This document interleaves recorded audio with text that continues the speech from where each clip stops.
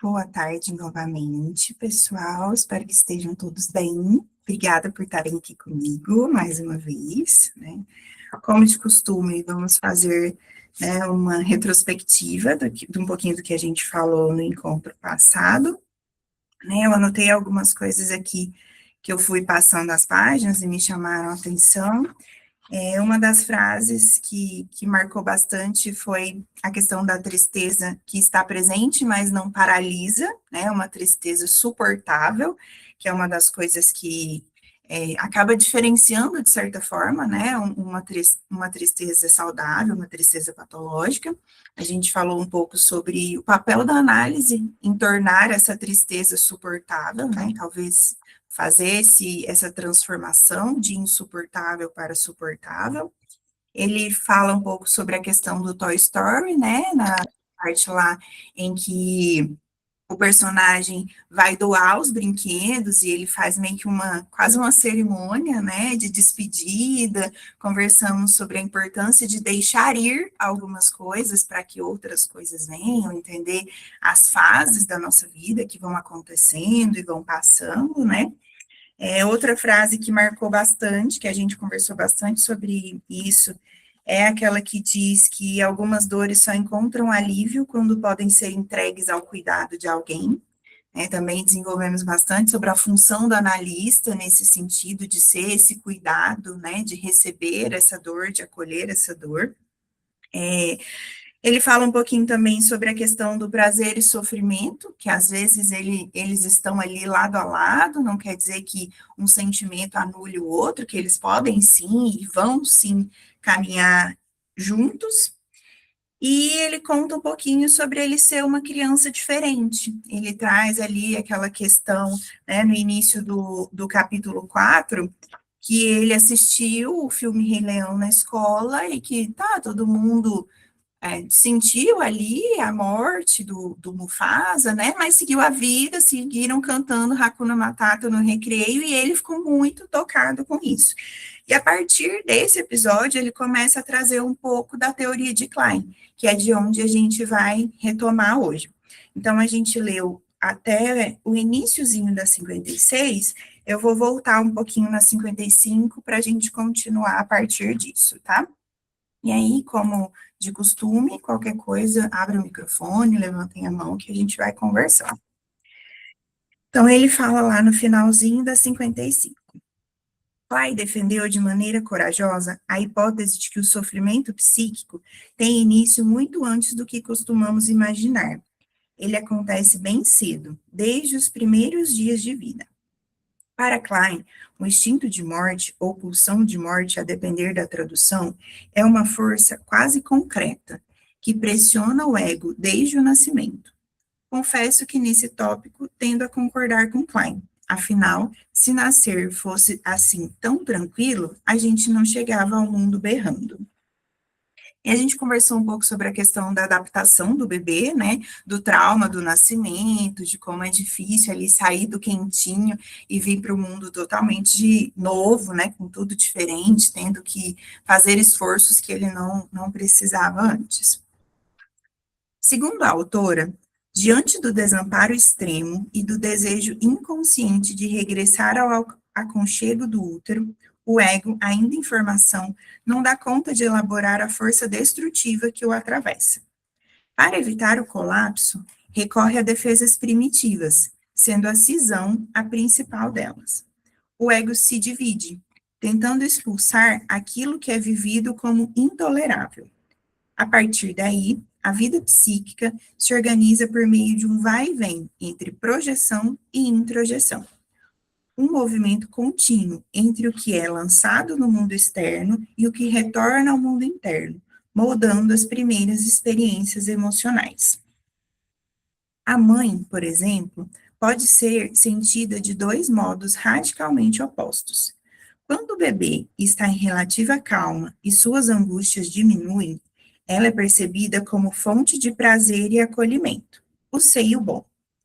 Em contrapartida, quando as projeções destrutivas são muito intensas, mesmo que a mãe esteja presente e dedicada, ela passa a ser percebida como perigosa e frustradora, o seio mau.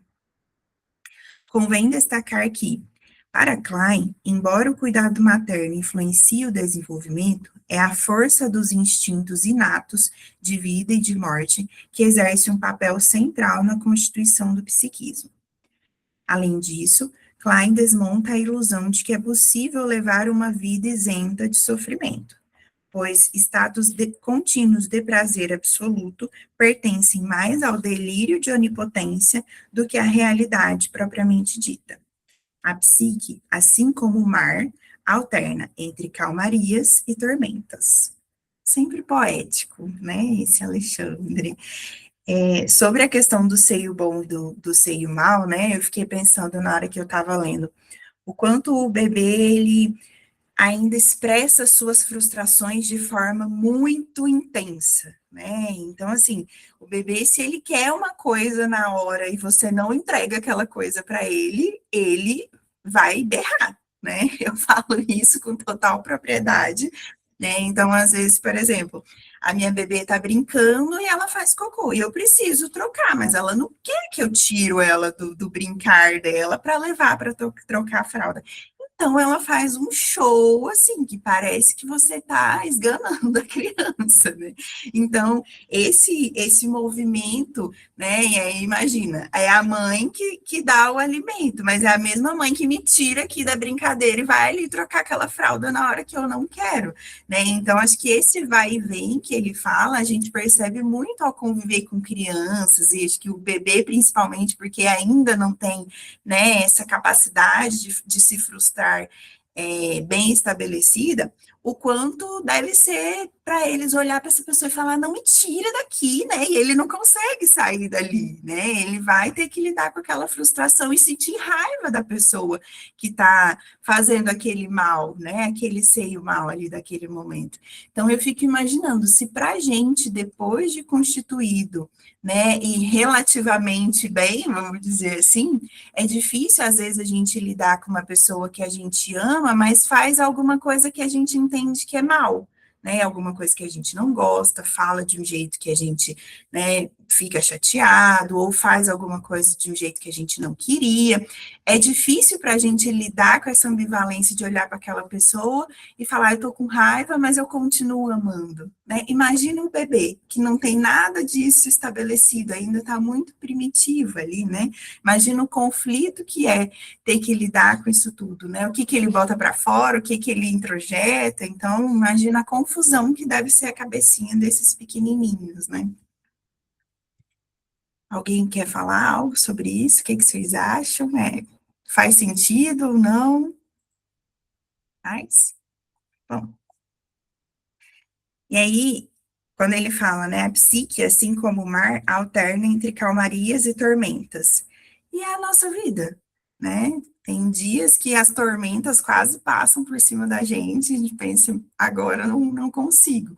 Mas, de repente, vem uma calmaria que traz ali um certo alívio, né? E acho que isso é desde o início, né? Essa metáfora dele, acho que expressa muito bem o que é a nossa vida, né? Esse viver nessa alternância entre calmaria e tormentas, tempestades e tantas coisas. Inicialmente, a autora nomeou esse funcionamento primitivo da mente de posição paranoide. Mais tarde, reformulou o conceito, passando a chamá-lo de posição esquizoparanoide. Nesse estado, o bebê se relaciona com objetos parciais. Os sentimentos ambivalentes são intoleráveis e a angústia persecutória é constante.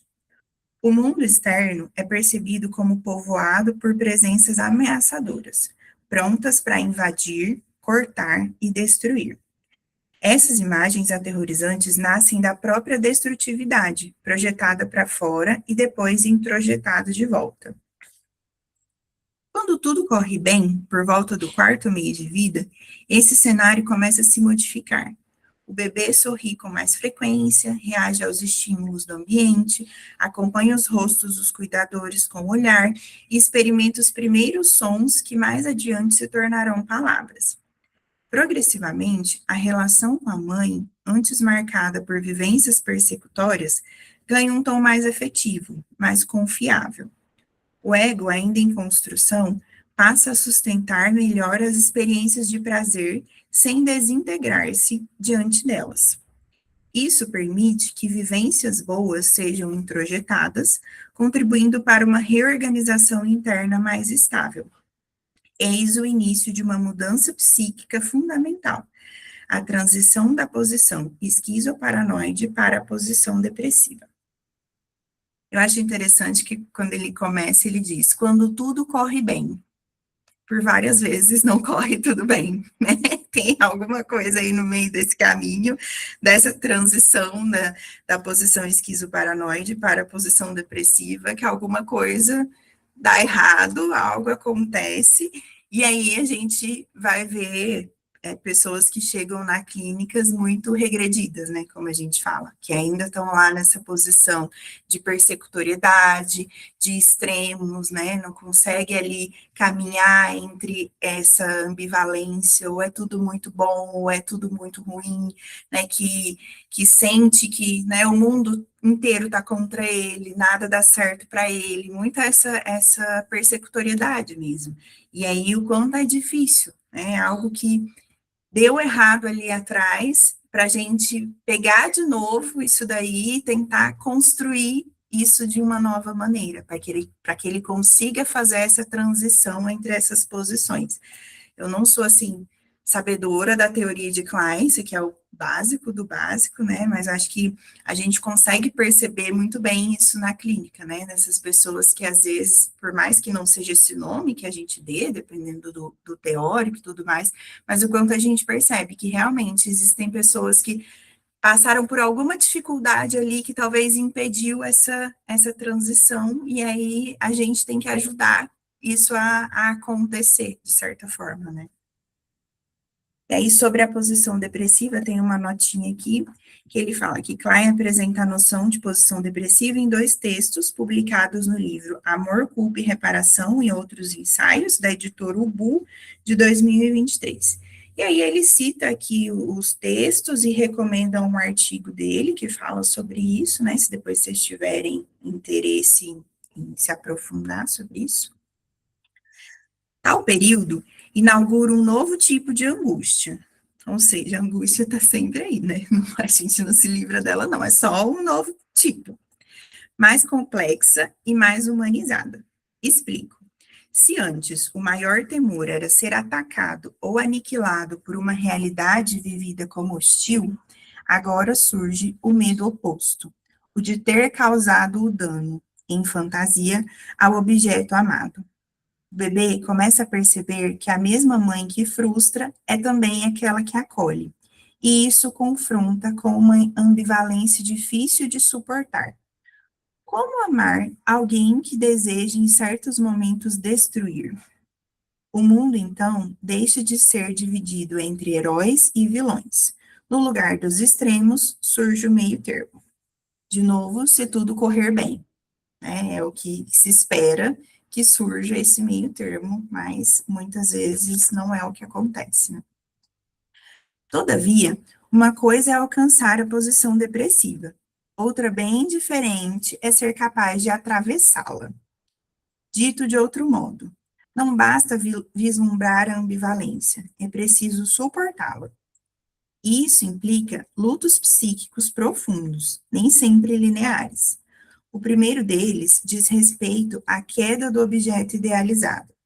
O bebê precisa reconhecer que aquele que cuida também falha, frustra e se ausenta, sem, no entanto, deixar de ser amado.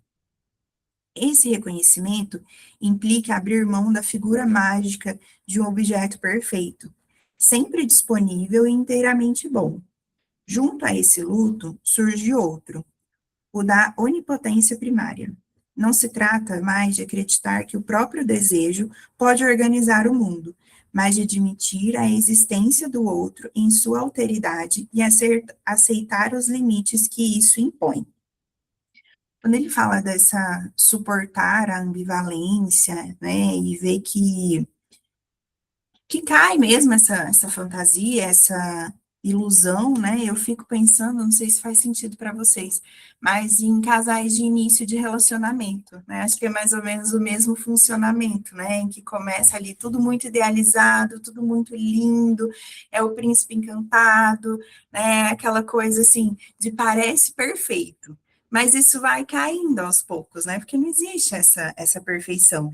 E o quanto, às vezes, é difícil para nós, né, para as pessoas, suportar essa queda, né? Suportar que essa idealização era falsa, era uma fantasia, e lidar com o real da pessoa, né? Acho que é mais ou menos o mesmo processo, assim, de ir abrindo mão dessa idealização para entender o que, que aquilo é real, e no caso dos relacionamentos, entender se esse real é o que me satisfaz, vamos dizer assim, ou não, né? Eu consigo lidar com esse real, ou eu só conseguiria se fosse daquele jeito idealizado, né? Faz sentido para vocês? Bom, a posição depressiva exige uma reorganização do mundo interno que demanda tempo e simbolização. Ela não é um ponto de chegada, mas um estado que precisa ser continuamente revisitado. Há momentos da vida em que, diante de perdas reais ou feridas narcísicas, voltamos a experimentar a ameaça de perder os objetos bons internos. E é nesse fluxo contínuo de saber ir e vir que a posição depressiva se consolida como uma base ética da experiência emocional. Nela, deixamos de nos preocupar apenas com o que sentimos e passamos a nos responsabilizar pelo que podemos causar no outro. É isso que torna possível a reparação e, por conseguinte, a gratidão, que, por sua vez, não é fruto de uma culpa tirânica, um superego cruel, e sim de uma preocupação legítima com os efeitos das nossas atitudes sobre os objetos amados. Tem uma notinha aqui sobre o superego cruel. A noção de superego arcaico em Melanie Klein refere-se à formação precoce de uma instância punitiva no psiquismo infantil, que se estrutura antes mesmo da consolidação do superego descrito por Freud.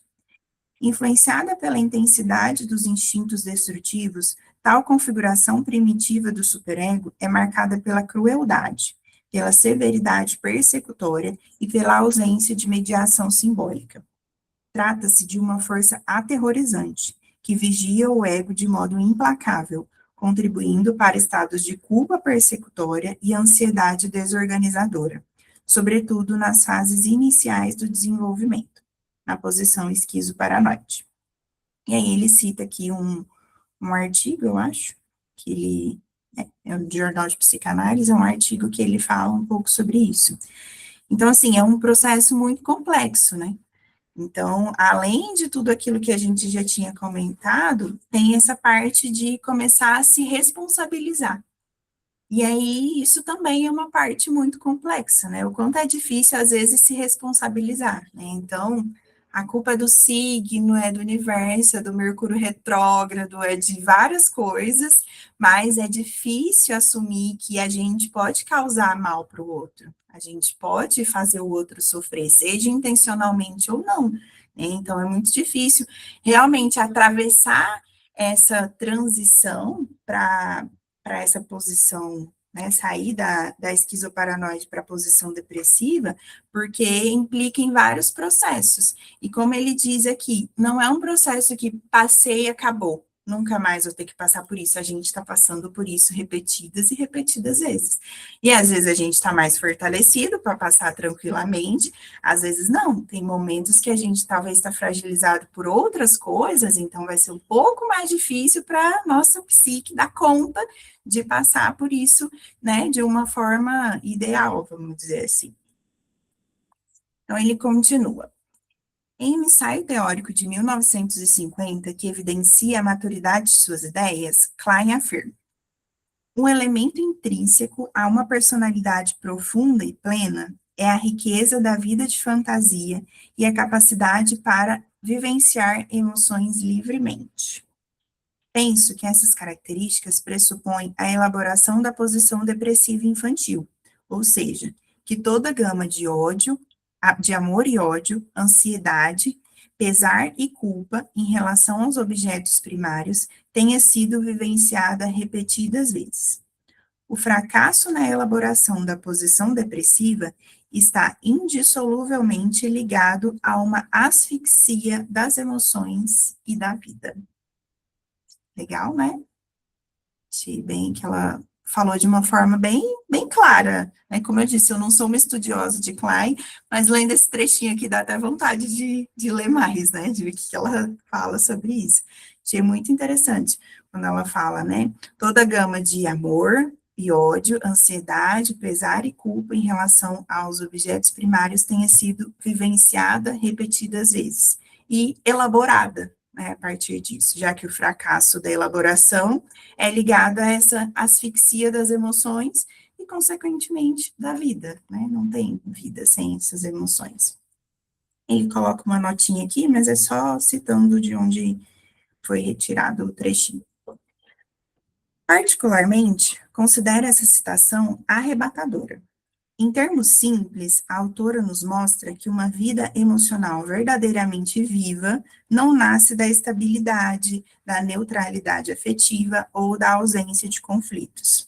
Pelo contrário, é suportando a ambivalência que as relações humanas podem surgir. Quando essa travessia falha, isto é, quando não conseguimos elaborar a posição depressiva, corremos o risco de nos encapsular psiquicamente, permanecendo fixados nesse ponto, como afirma a própria Klein. É o que vemos em pessoas que vivem como se estivessem anestesiadas, protegidas da dor e simultaneamente distantes do prazer, né? Porque ele fala que eles estão ali no mesmo lugarzinho, né? Como fala lá a Carla Madeira. Às vezes, o que causa dor é também o que arrepia, né? Então, é essa questão. Não dá para anestesiar só a parte ruim e viver feliz plenamente, só com prazer, né? Se você precisa se anestesiar enquanto sujeito, você se anestesia de tudo, seja do bom ou do ruim, né? Independente da concepção disso. Então, se proteger da dor também é se distanciar do prazer. E aí, como que se vive, né? Sem nada disso. Não por acaso, esse modo de funcionamento costuma aparecer em quadros de depressão patológica. Essa anestesia, esse distanciamento do sentir, não sei se já apareceu para vocês na clínica, mas é bem comum, assim, as pessoas falarem, ai, eu me sinto anestesiada, eu não sei o que acontece, eu não sei o que fazer, eu não sei em que direção seguir, justamente por isso, talvez exista ali uma dor difícil de lidar, e a saída que a nossa mente às vezes encontra é desligar. Né? Desliga essa chavinha aí, porque eu não consigo lidar com essa dor, e aí você desliga tudo. E aí aquela pessoa se torna apática, se torna anestesiada, não encontra sentido na vida, né? Porque não consegue ter esse movimento, essa pulsão de vida mesmo, né? De enxergar sentido nas coisas, então são casos bem complexos, né? E aí acho que, pelo menos para mim, traz uma outra visão de funcionamento disso daí, né? Como eu não tenho muito conhecimento em Klein, acho que ele traz uma outra forma de enxergar como que esse processo possa ter sido desenhado até chegar naquele sujeito que está passando por essa anestesia, né? Pode falar, Poli. Fiquei pensando aqui com a sua fala em quantos que chegam buscando até mesmo uma medicação para se anestesiar dessa dor. Então, não quero sentir, me receita um remédio. Então, eu pensei bastante nisso. E eu lembrei também de um período, quando eu fiquei internada, que do lado, né, estava eu em um quarto e chegou uma moça que tinha acabado de perder o bebê. E aí, ela estava mal, claro, e pediram para vir um psiquiatra para falar com ela e tudo mais, e receitaram um estalopram. Então, assim, era um antidepressivo, uma pessoa que tinha acabado de perder um bebê e não queria sentir. Assim, na verdade, né, quem estava acompanhando ela que pediu por esse psiquiatra, não foi nem ela. Então, assim, o quanto as pessoas estão com medo da dor, né? Então, assim, não pode nem sentir a perda daquele filho. Então, Sim. assim, tá nesse nível. Exatamente. E quando você fala, eu fico pensando, precisa ser uma anestesia muito imediata, né? Cara, a pessoa acabou de perder um filho, né? Como que você quer que ela não sinta nada, né? Você quer que aquilo passe ali naquele momento, e aí vira um ciclo, né? Porque aí as pessoas vão fugindo dessa dor, anestesiando essa dor, e essa dor tá ali, né? Porque é como numa cirurgia, né? Você anestesia, você não sente, mas não quer dizer que não tá te cortando, né? Continua te cortando ali. Só que você não tá sentindo nada. E aí, o que que isso vai virando, né? Esse acúmulo dessa dor, junto com essa anestesia, como que isso termina? Né? O que que vai acontecer a partir disso? Dani, pode falar. Boa tarde. Olha, eu vou falar a favor dos medicamentos. Claro que a gente está falando aqui dessa evitação de sentir a dor, né? Mas às vezes a gente está num nível de dor tão grande que su- sufoca a gente, rasga a gente de dentro para fora. Às vezes a gente não dá conta. Às vezes fazer uma elaboração ali é muito pesado se não tiver um artifício que te apoie. Claro que tem que ter da pessoa que sofre, tem que ter um engajamento muito grande Uhum. e sair dali o máximo que puder, da melhor forma possível, com a ajuda de medicamento, mas terapia, mas o que for necessário. Mas olha, sou totalmente a favor de medicamentos. Sim, sim, não, eu concordo. Agora, ficar sempre nesse estado de anestesia é muito perigoso, né? Uhum. Ali até um certo ponto ajuda bastante, né? Sim, sim, não, eu concordo plenamente, Dani. Eu acho que existem casos em que o medicamento vem como esse apoio, né, de trazer, assim, não sei se seria alívio a palavra, mas um alívio ali mais imediato para que esse sujeito possa ter condições de lidar de forma gradativa com aquela dor, né? Sim, exatamente. E então, acho que o ponto que é perigoso é justamente essa anestesia duradoura, né? E o que a gente vê muito dessas pessoas que estão buscando essa solução milagrosa, né? Eu acho que o ponto difícil do medicamento é essa busca como solução milagrosa, porque a dor vai continuar ali, né? Então, acho que precisa trabalhar nas duas frentes, né? Claro que é tudo analisado caso a caso, mas não no sentido de demonizar os medicamentos de forma nenhuma, mas de ter uma visão crítica muitas vezes, né? Que o sujeito possa ter essa visão de que só o medicamento não vai resolver.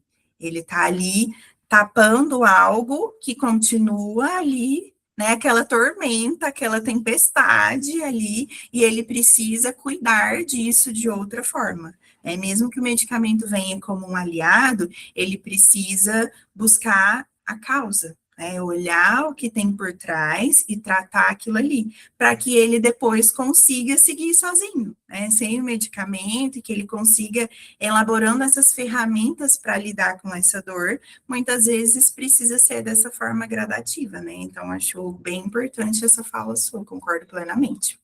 Oi, Aline, pode falar. Oi, gente, boa tarde. Boa Estava tarde. escutando, pela fala da Poli, não deu tempo para saber se ela suportaria, se precisaria ou não. Você falou, ela acabou de perder um bebê, né? Ela não, a maioria das pessoas assim, parece que vê a dor vindo como uma onda gigante, assim, um tsunami, e acha que não vai aguentar e vamos correr para medicação. Eu acho que eu não vou dar conta, mas não conhece ainda nem a força que tem. Porque é ali que vai ser testado, né? É nesse momento que a força de cada um vai ser testada. Eu também sou a favor da medicação, mas vamos ver antes, né? Vamos ver como é que a pessoa vai lidar com aquilo primeiro. Sim, Pelo que ela falou, não deu tempo. exatamente. é essa questão desse imediatismo, né? Vamos, né? Não vamos nem deixar ela sentir essa dor aqui, já vamos anestesiar, né? E aí é esse o perigo. Cara, eu fico pensando, como que não vai sentir nada, né? Essa pessoa é impossível, é assim, é impor algo que é impossível, realmente, né? Não sei, claro que cada pessoa é uma pessoa, mas acho que, regra geral, é impossível não sentir a perda de um filho ali naquele momento, né? Então, realmente, acho que é ter essa sensibilidade de analisar caso a caso, porque, de novo, né, acho que as pessoas estão muito nos extremos, né, não chegaram a esse meio termo, acho que não deu tudo certo na hora dessa passagem, né, e a gente vê muito isso. Então, não deixa sentir essa dor. Já vamos lá anestesiar logo, porque eu não sei o que vai vir. Tá, mas espera. Quem sabe não seja assim, né? Vamos dar esse tempo, né, Aline? Acho que realmente não deu nem tempo de ver como que ela ia lidar com isso. E, gente, às vezes tem processos que são extremamente necessários a pessoa passar, né, para que ela consiga depois seguir em frente. Então, anestesiar esses processos, essas dores, esses sentimentos, às vezes você está ali impedindo que a pessoa exista depois daquilo. Deixa eu só ler o chat aqui. A Poli colocou, em uma hora, essa dor dá um jeito de aparecer, querendo ou não. É o famoso sintoma, né? Ele é dito e feito, né? Ele vai aparecer alguma hora. Sobre a questão dos medicamentos, né, até mesmo para a pessoa começar a estabilizar e conseguir falar sobre o que sente, exatamente. E assim, às vezes, pensando em quadros depressivos, né, tem várias coisas que eu vejo muito a pessoa falando, ai, a pessoa que está depressiva precisa fazer exercício físico, ajuda muito, e não sei o que, e tal, eu fico, tá, gente, mas às vezes a pessoa não consegue tomar um banho, ela não consegue sair da cama para escovar os dentes, para se alimentar, ela vai conseguir fazer exercício? Então, é lógico, tem casos em que realmente precisa desse medicamento justamente para, né, ir alterando a química cerebral ali, para que essa pessoa consiga ir se movimentando aos poucos. E aí, a partir daí, ela vai conseguindo fazer coisas que vão ajudá-la em outros aspectos, inclusive a terapia, a análise e tudo mais. Tem pessoas que chegam ali em um sofrimento tão grande que elas não conseguem falar, né? Não que isso vai ser indicação de medicamento de cara, mas que tem casos que realmente o medicamento precisa para vir nesse lugar, para ela dar conta minimamente daquilo ali, para que ela consiga, né, falar sobre aquilo, elaborar tudo isso. A Luma colocou aqui. Isso, inclusive, me faz pensar como são realizados o manejo pela equipe de saúde nas internações, que por muitas vezes não conseguem lidar com os afetos dos pacientes e já incentivam o uso das medicações. A medicação pode ser de grande utilidade mesmo. Acho que a problematização é no uso indiscriminado e exacerbado, né? Exatamente. Né? E imediato, né? Demais. Urgente demais, rápido demais, sem olhar para aquele sujeito, né? A Dani colocou. E sem sentir, não tem nem como tratar, iniciar um tratamento. Exatamente, né? É o que a gente vem desenvolvendo aqui, a importância desse sentir, sejam sentimentos taxados como bons ou ruins, né? Todos eles têm um papel, né, na nossa vida, no nosso psiquismo. Deixa eu me achar aqui. Então, a gente, né, falou desses casos de depressão patológica, desse anestesiar-se, né? Ele continua. Na perspectiva kleiniana, a tristeza deixa de ser vista como um defeito e passa a ocupar o lugar de uma conquista. Olha que bonito isso, né? E realmente, se a gente for pensar, né, aceitar a tristeza é uma conquista, porque a maioria das pessoas não dá conta, né? Quem consegue atravessar isso e entendê-la como algo que é constitutivo, que é nosso, que faz parte, é uma conquista. Então, achei muito bonita essa frase dele. Ao invés de ser um defeito, passa a ser uma conquista, né? Então, vamos olhar para a tristeza como uma conquista. Nomear essa tristeza, acho que é uma conquista, né? Hoje, olhando para a criança que chorou com a história de Rei Leão, percebo que ela não estava em crise. estava fazendo contato com uma dimensão psíquica que muitos adultos evitam a qualquer custo. A constatação de que tudo o que é vivo também é frágil, e que amar sempre envolve algum risco. O que vocês acharam dessa frase? Lindo, né? E olha, fiquei pensando, olha a sensibilidade desse ser humaninho, né? Com 5 anos, ele, claro que ele não sabia disso naquele momento, mas olha a reflexão que ele fez, né? De que, nossa, o leão perdeu o pai, né? Então, a gente pode perder os nossos pais, a gente pode perder as pessoas que a gente ama a qualquer momento. Olha a fragilidade que é estar vivo. Né? Realmente tem aquela frase que dizem muito por aí, né? Que para morrer basta estar vivo, e é realmente isso, a gente não tem controle nenhum sobre essa nossa existência que é tão frágil. E ele começou a ter contato com aquilo ali. Então, imagina, uma criança de 5 anos fazer uma reflexão dessa, mesmo que sem toda essa elaboração que ele trouxe hoje, é natural que ele ficasse ali, né, mais quieto, pensativo, um pouco triste, né, e volta naquele assunto que a gente já discutiu algumas vezes, o quanto às vezes as crianças são empurradas para esse lugar de, ai, por que você está assim? Não é nada. Ai, não tem por que ficar triste. Né? O quanto é importante tentar ouvir o que essa criança está sentindo, né? Para tentar justamente que ela atravesse isso daí, para que ela sinta que ela pode ficar triste por perceber que a vida é frágil. Né? Se a gente for parar para refletir sobre isso, a gente, né, pode se colocar num lugar de estar triste, como eu trouxe para vocês, né?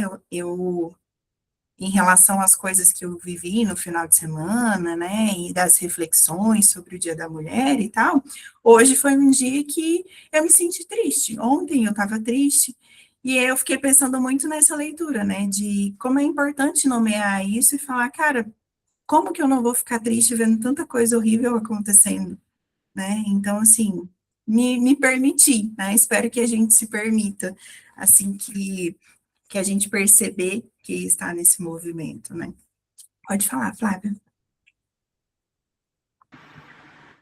Boa tarde, gente. Boa tarde. Achei muito interessante essa parte, porque uma vez eu escutei que o Rei Leão ensinou para as crianças o que era a morte. E é bem isso que ele coloca aqui, né? Ele entendeu que o leão tinha morrido, o leão pai, e que ele poderia perder os pais dele também. E é uma constatação que a gente tem que lidar com ela para o resto da vida. Os pais não são eternos, nós não somos eternos. E isso causa uma tristeza mesmo, e vai na contramão do que a gente vive hoje em dia, de não fique triste, quase que quase não, em vários momentos uma positividade tóxica. Uhum. Busque o bem-estar, né? E ele traz como a tristeza como algo que faz parte da vida. Angústia, ele falou também, né, que o Heidegger falou que era do ser vivo, a angústia. Então, achei muito interessante, porque a gente vê algumas pessoas querendo controlar tudo, e controlar, inclusive, isso, as emoções, e não é possível controlar a tristeza diante de uma constatação de que meus pais não serão eternos, eu não serei eterno, e como que eu vou lidar com a minha vida agora diante disso? Então, achei Sim, muito interessante. com certeza. E aí, Flávia, eu fiquei pensando, quantos adultos, né, como ele fala aqui, fiz contato com uma dimensão psíquica que muitos adultos evitam a qualquer custo, que é essa constatação, né? Quantas pessoas vivem fugindo dessa constatação, preferindo alimentar essa fantasia de que as pessoas que eu amo vão estar aqui para sempre, né? E aí, quando acontece alguma coisa, quando vem a perda de alguém e isso ainda não está muito bem estabelecido, quanto é difícil, muito mais difícil para essa pessoa passar por isso. Né? Não que exista uma forma de se preparar, mas eu acho que é ter contato com essa realidade, né? Com esse fato de que nós somos frágeis, a nossa vida é frágil, né? Tudo que é vivo é frágil. E realmente lidar com essa fragilidade, em certo âmbito, é natural que cause tristeza, né? A gente não queria que fosse assim, gera uma frustração. E, como você disse, essa positividade tóxica, né, de, ai, seja a sua melhor versão, 1% melhor a cada dia. Gente, tem dia que você tá 10% melhor, no outro dia você tá 50% pior, não tem não tem essa linearidade, né, e isso é muito colocado hoje em dia, né, e justamente naquelas questões que a gente vem conversando, o que que tem por trás disso, né, qual que é o interesse? Né, existe um interesse nessa produtividade, nessas pessoas pseudo-felizes o tempo inteiro, produzindo, né, então, cabe questionamentos mesmo, de, tá, é possível estar positivo o tempo inteiro? É possível ser a sua melhor versão? O que que é essa melhor versão, gente? Quando eu vejo isso, eu fico com tanta raiva desse negócio dessa melhor versão. Aline, pode falar. Lendo aqui ele falando, né, sobre aos 5 anos, ele fala tão então tanta profundeza sobre a tristeza e como ele ficou. Mas, gente, sabe o que eu fiquei pensando? Como não é falado sobre a morte para as crianças, né? E daí vira um tabu. Aí o desconhecido dá medo, né? E a gente chega na fase adulta com, com esse medo ainda de falar sobre a morte, né? Há uns anos atrás, eu perdi uma tia minha de acidente e o esposo dela sobreviveu ao acidente. E, gente, quando a gente se reuniu na casa de outra tia minha, esperando todo o preparo do corpo, né? E ele falando, ele queria falar sobre tudo que ele estava sentindo, sobre tudo que ele estava passando, e a gente escutando ali ele, né? E daí veio uma pessoa da família e falou assim, ó, gente, vamos parar de falar com ele tem que parar de falar sobre isso, senão ele vai sofrer mais, como se fosse possível, sabe? Parar de falar, porque ninguém estava dando conta daquele conteúdo, né? Os adultos que estavam ali em volta, ninguém estava preparado para apoiar, para suportar, para só estar ali sofrendo junto. Então, a solução era não vamos tocar no assunto. A gente estava esperando o velório. Imagina, gente. Por isso que eu fiquei pensando, nossa, com 5 anos esse menino teve contato com né, essa tristeza de saber, né, que existe a morte. E eu fiquei pensando nisso, nossa, eu nunca falei com os meus filhos sobre a morte, quando pequenos, né? Eles foram descobrir depois, né? Depois de grandes, né? E daí essa sensação que a gente tem de que o desconhecido ele é muito perturbador, né? Esse Sim. tabu que se cria faz a gente ter medo, né? Desse conteúdo que é algo natural, na verdade. A gente não falar não vai evitar que aconteça, né? Sim. Mas sabe que, pensando nessa sua última frase, não sei se vocês já viram, né? Até o próprio negócio de bater na madeira, né? Essa ilusão de onipotência, né? De pensar, ai, não vou falar sobre isso porque vai que atrai, né? Então, evitar. E olha como isso é cultural, né? Existe até um ditado, né? Algo popular ali, no sentido de não vamos falar sobre isso, não vamos nem pensar sobre isso, porque vai que atrai. E, nossa, a gente é muito poderoso, né, de atrair uma coisa só por falar isso. É essa ilusão de onipotência, né? Então, olha quanta coisa que é desse processo psíquico natural da pessoa lá nos, né, bem primitivo ali, enquanto bebê e tal, mas que muitas vezes não é elaborado, e aí isso acaba se tornando algo muito presente na sociedade, né? A sociedade vai criando essa questão, né, de não falar, de esconder, de, ai, não vamos falar sobre isso, ai, nem pensa nisso, porque vai que acontece alguma coisa ruim, né? E o quanto isso é um lugar fantasioso mesmo, né? A gente está sujeito a coisas ruins o tempo todo. Acho que, claro, cada um tem a sua crença ou não crença em algo maior, talvez, que possa ter algum controle, mas que é importante a gente ter contato com essas realidades também. E que as crianças sejam colocadas num lugar de capazes de lidar com isso, né? Porque muitas vezes, se for feito de uma maneira ali que respeite, né, a idade, a capacidade, o psiquismo daquela criança, elas são, sim, capazes de lidar com isso. Muito melhor se isso for feito lá atrás, do que se ela crescer um adulto que não teve contato nenhum com isso e depois precisa lidar com aquela realidade ali na pele, sem ter, né, sem nem saber o que aquilo significa. E Neida, pode falar, por favor. Sempre estou lendo e pensando na minha realidade, né? Muito das crianças e no tempo também que eu trabalhava em escola. Hoje eu não trabalho, mas com certeza a questão do luto tem muito tabu, né? E eu, como falei na semana passada, eu uso muito hoje também no consultório a questão da literatura infantil às vezes como ferramenta. Mas eu fico lembrando aqui o tempo nós tivemos aqui da enchente aqui no Rio Grande do Sul. E agora isso repete em Minas e outros estados do Brasil, e essa questão do luto coletivo, né? Então, aqui a gente viu muito isso.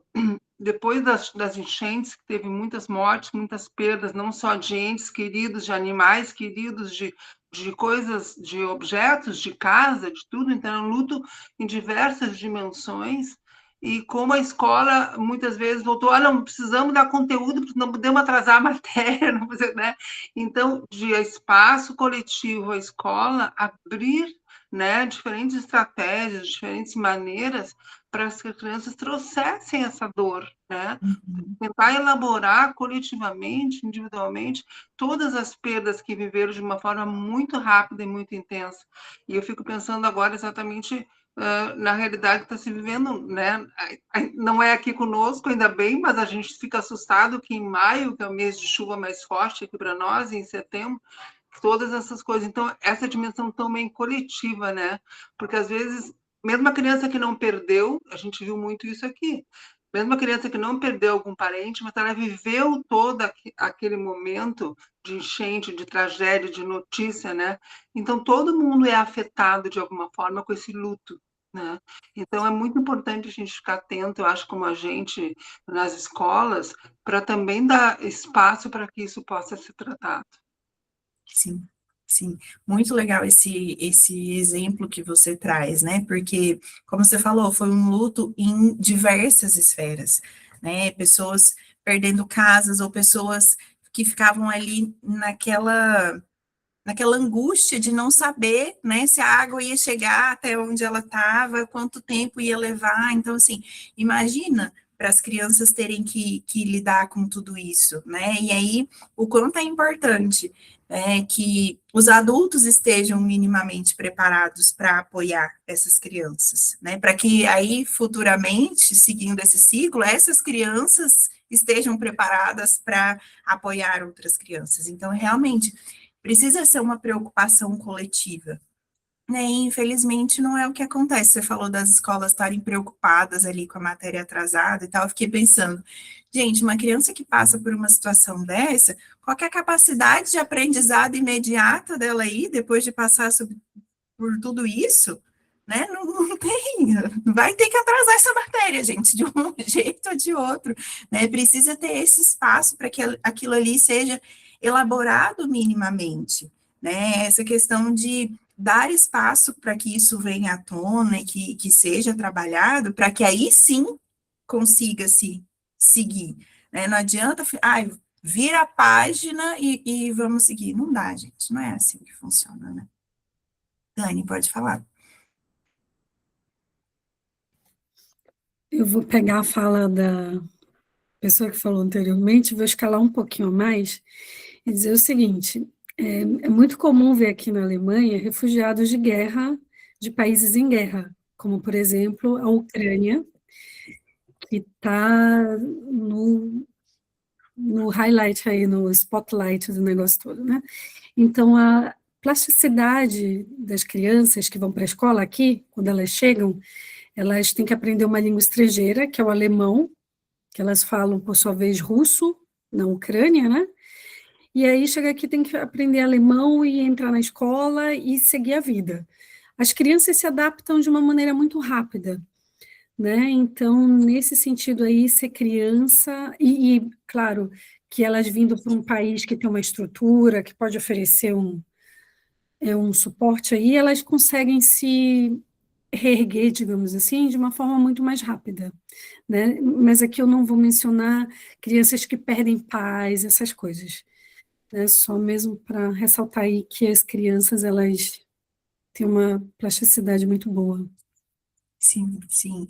E como seria importante que isso fosse visto, né? De olhar para as crianças como seres capazes de sentir, de elaborar coisas, de entender coisas, né? Porque muitas vezes esse silenciamento das crianças vem justamente no sentido de, criança não tem que ter opinião, criança não tem que se meter em nada, né?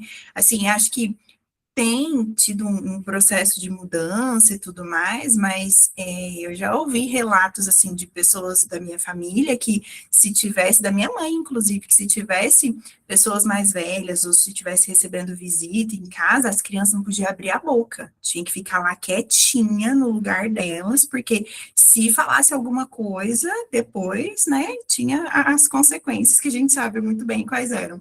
Então, é nesse sentido de realmente olhar para as crianças como seres capazes, né, de sentir, de que precisam ser ouvidas, né, que precisam ter esse lugar de poder se expressar e tal, para que essa travessia, né, dessas posições tão difíceis, cheias de coisas que precisam lidar, que isso seja mais tranquilo, porque ela está sendo olhada, ela está sendo vista, ela tem um espaço ali para sentir, para elaborar essas coisas. Então, eu fui falando e fiquei pensando, né, a gente, que surpreso dele com 5 aninhos ter contato com isso, e aí eu fiquei pensando, talvez mais crianças tenham contato com coisas assim difíceis, mas elas não têm espaço, como talvez ele teve, para refletir sobre aquilo, para se entristecer com aquilo. Talvez elas até tenham contato, talvez elas até vejam o Rei Leão e fiquem chocadas de pensar, nossa, pode ser que meu pai morra. Só que aquilo é reprimido, né? Talvez essa repressão seja esse resultado do nosso espanto, né? De, nossa, com 5 anos ele já percebeu isso? Mas eu fiquei pensando depois, talvez sim, as crianças com 5 anos sejam capazes de perceber isso. Só que às vezes a gente acha que não, né? E aí está o ponto de reflexão. Meninas que estão saindo, beijos, obrigada. Ó, falta bem pouquinho, eu vou só terminar esse restinho, pode ser? Só para a gente começar a semana que vem no próximo capítulo? Então, vamos lá. Naquela ocasião, ninguém soube muito bem o que fazer com a minha tristeza. E, para ser sincero, nem eu soube. Querido, você tinha 5 anos, a gente entende que você não sabia o que fazer com essa tristeza. Às vezes a gente, né, com 30 e tantos ou mais, não sabe. Tomando certa distância, percebo agora que a posição depressiva se tornou para mim uma experiência encarnada. Ao enfrentar alguns lutos, deixei de esperar que meus pais fossem imortais, que o mundo fosse justo ou que a felicidade fosse constante. Eu sei que a gente já passou da hora, mas deixa eu comentar, eu não aguento. Essa questão do mundo ser justo, sabe que compartilhando com vocês é uma coisa que me pega muito, sabe? A injustiça do mundo, e aí conecta com o que a gente estava conversando lá no início. Essa realidade de um mundo tão injusto, ela me coloca em um lugar difícil, assim. Eu preciso elaborar muito para entender que o mundo é injusto e eu vou ter que lidar com as injustiças dele, né? Então, acho que me pegou bastante quando ele fala, né? Deixei de esperar que meus pais fossem imortais, que o mundo fosse justo ou que a felicidade fosse constante. Eu acho que às vezes eu espero que o mundo seja justo, mesmo sabendo racionalmente que ele não é. Aprendi a olhar para dentro, reconhecendo minha própria capacidade de ferir e reparar. E, seguindo por esse caminho, fui surpreendido com a humildade, a aptidão de pedir desculpas, de aceitar o que não tem conserto e de me implicar como sujeito. Acho que é isso, no fim das contas, que me permite fazer o que eu faço. Escutar pessoas em sofrimento, escrever textos que toquem o outro, passar horas em silêncio ouvindo música e não sentir um desamparo constante. Abri esse capítulo com uma epígrafe que diz que quando um psicanalista publica um livro, ele está de alguma forma se publicando. Concordo. E arrisco dizer que cada uma dessas páginas carrega um fragmento da minha posição depressiva elaborada, ou em processo de elaboração. Escrever, no meu caso, é manter vivo o menino que se emocionou com a morte do Mufasa, e que, por sorte, não foi impedido de sentir. Lindo, né? E aí eu até anotei aqui, mas foi o que a gente já conversou, né? Dessa importância de dar a liberdade para que a pessoa sinta, para que a criança sinta, para que o adulto sinta, para que todos nós sintamos, né? Mesmo que a gente não saiba nomear ainda. Né? Ele não sabia que ele estava tendo contato com tudo aquilo, que essa tristeza era por conta, né, desse choque de ver que a gente é muito frágil, né, de que a vida, né, que amar tá ali ligado a esse sofrer, mas que a gente se dê liberdade para as crianças que convivem com a gente, de sentir isso, mesmo que ela não saiba o que é que ela está sentindo. A gente não sabe o que é que ela está sentindo, mas deixar ela sentir, e que a gente possa fazer isso também. Querem comentar? O que vocês acharam? Flávia, obrigada, viu? Até semana que vem. Então é isso? A gente vai tirar foto. Vamos tirar foto. Ainda bem que vocês me lembram, porque eu... Deixa eu só parar a gravação aqui.